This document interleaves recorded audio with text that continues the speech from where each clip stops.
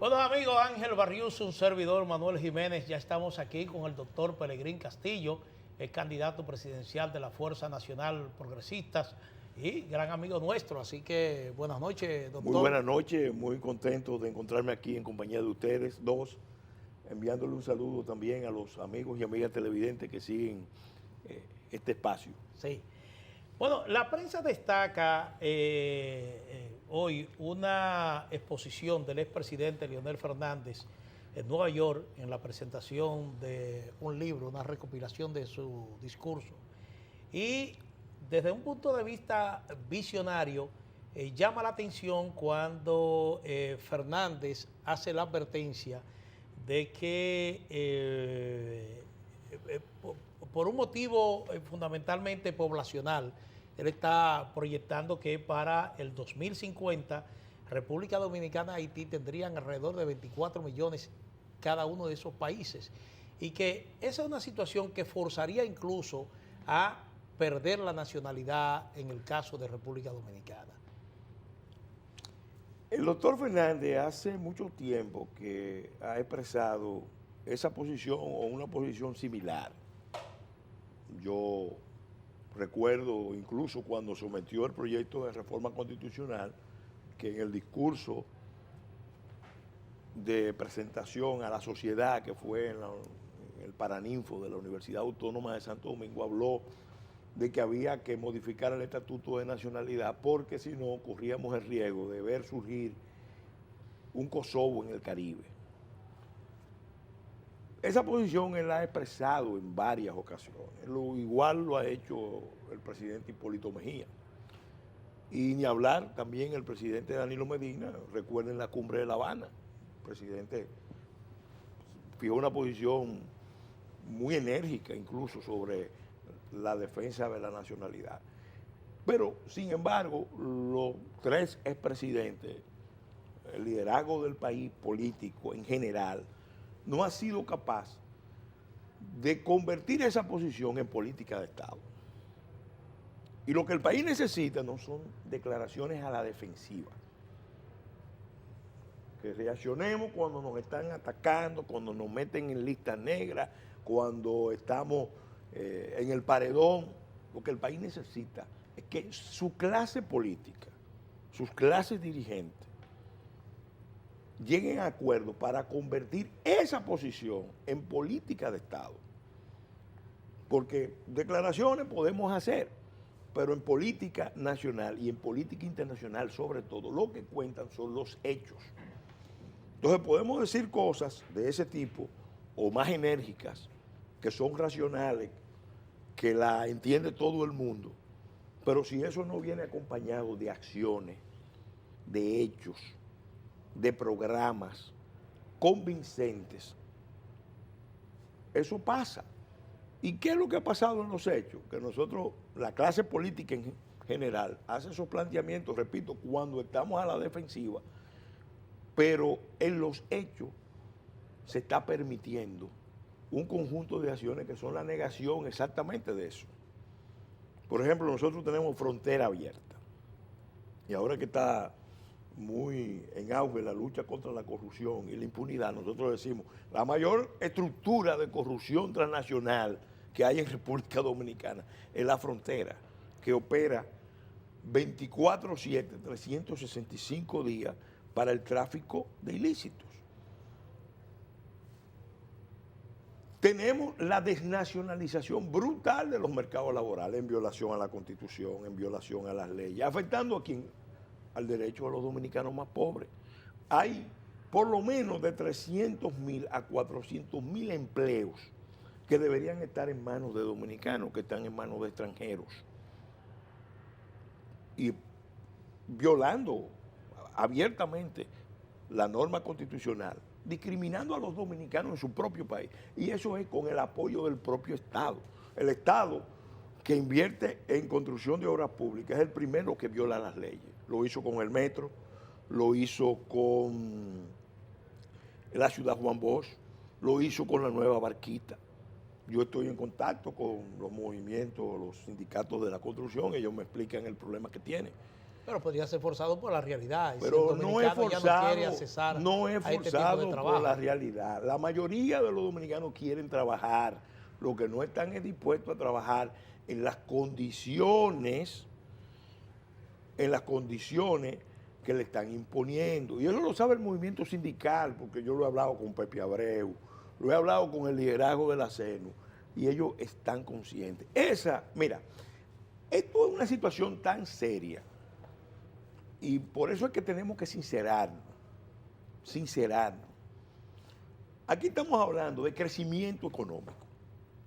El Banco Central anunció el crecimiento de este año, el más grande de la región. Pero ¿qué pasa? El salario real de República Dominicana es de principios de los 90. Y todos los economistas que han estudiado el tema saben que el factor que más incide en esa situación, en anclar los salarios dominicanos hacia la baja, en los salarios del 90, es precisamente la superabundancia de mano de obra extranjera en situación de ilegalidad. ¿Por qué? Porque eso opera como una especie de ejército industrial de reserva que no solamente derriba el salario, sino que desplaza a los dominicanos, especialmente los que no tienen calificación laboral.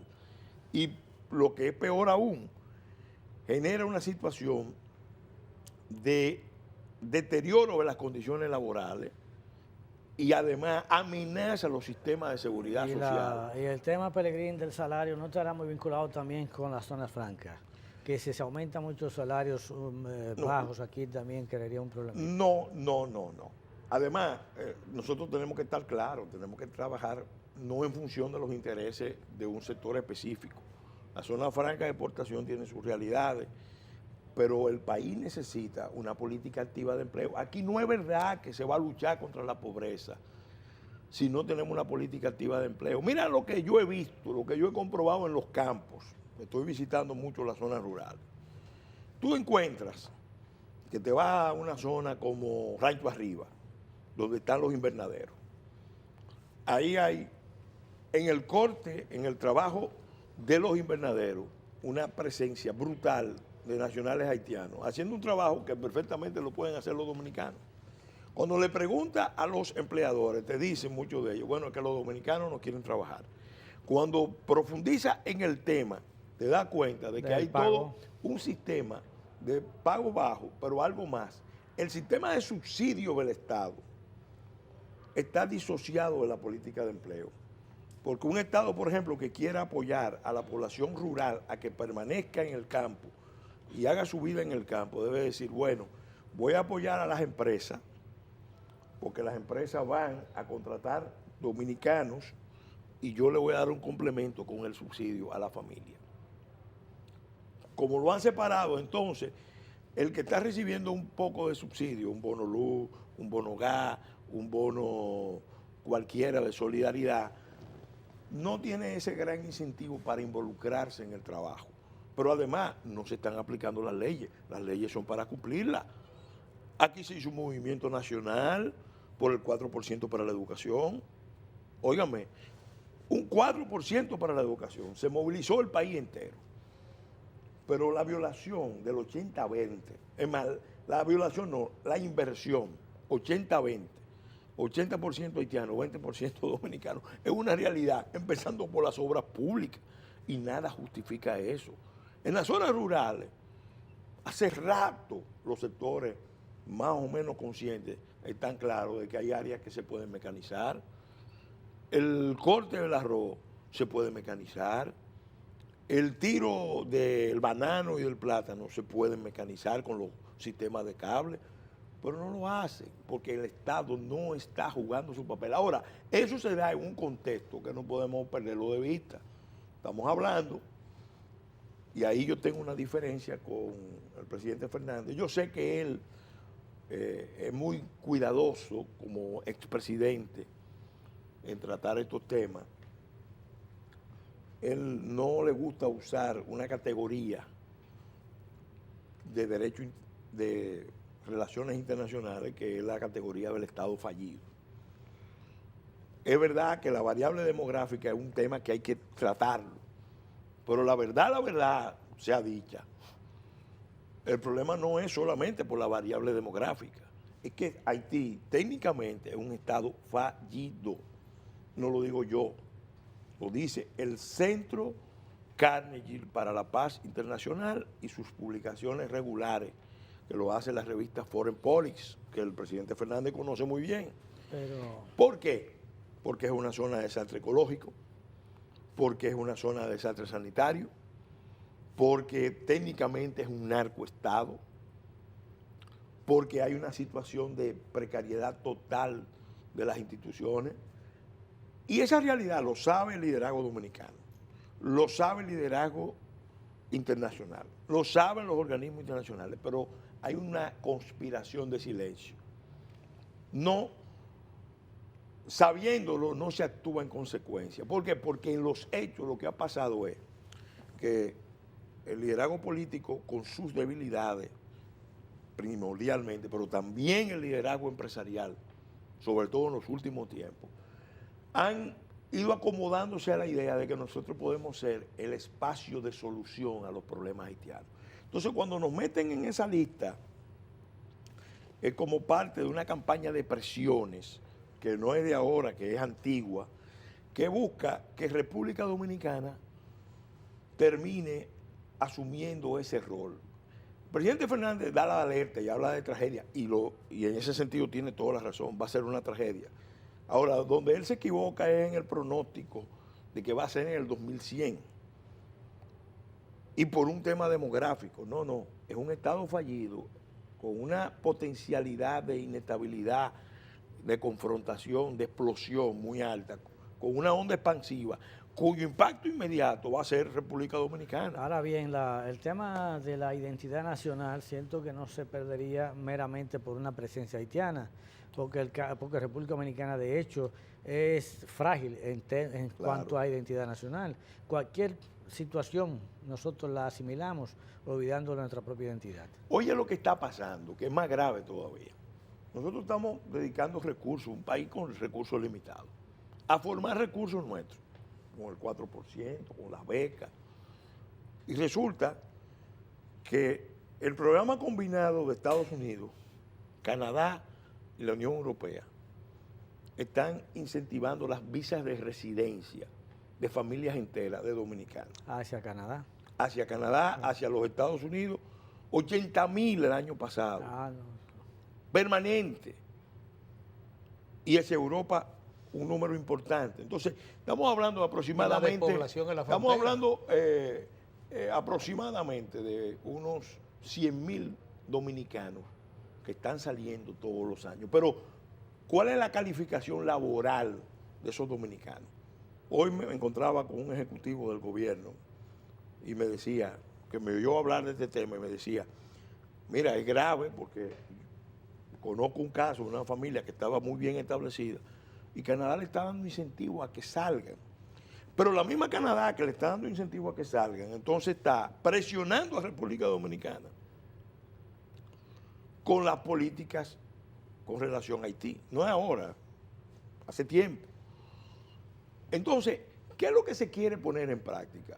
Una manifestación cínica de imperialismo cultural y de imperialismo demográfico, porque lo que están planteándose es un cambio de poblaciones. Ya lo había formulado un informe del Parlamento Europeo en el año 1999. Qué bueno que el pueblo dominicano lo sepa. Ya en el 99, una misión del Parlamento Europeo vino aquí, dijo, aquí hay un potencial de conflicto en la isla. Eso puede traer una desestabilización. Y nosotros proponemos una fórmula que consiste en que los dominicanos acojan a los haitianos y nosotros incentivamos la migración dominicana hacia el exterior. Es decir, ellos están incentivando que los dominicanos con más nivel educativo se vayan a Europa y al mismo tiempo que nosotros aceptemos migración que viene de Haití. Para ellos es un éxito, porque en términos de resolver un problema en lo que ellos tienen una cuota muy grande de responsabilidad, es un éxito. Sin embargo, ¿qué es lo que pasa? Que están liquidando una nación, porque en el fondo las clases dirigentes nuestras no nos están defendiendo como nos tienen que defender, especialmente la clase política, el liderazgo político. El liderazgo político sabe todo esto. Ahora, eso implica cambiar el enfoque de política exterior, cambiar el enfoque de política interior, especialmente cambiar el enfoque fronterizo. Y eso es posible. Y ahora, con esta coyuntura internacional, es no solamente posible, altamente conveniente, altamente factible, porque este discurso lo está entendiendo el mundo entero. Sí, Y además, ni Estados Unidos ni Europa, en este contexto, nos pueden decir a nosotros que no defendamos lo nuestro. sí. Que vayamos, por ejemplo, a una integración de carácter insular. El liderazgo empresarial.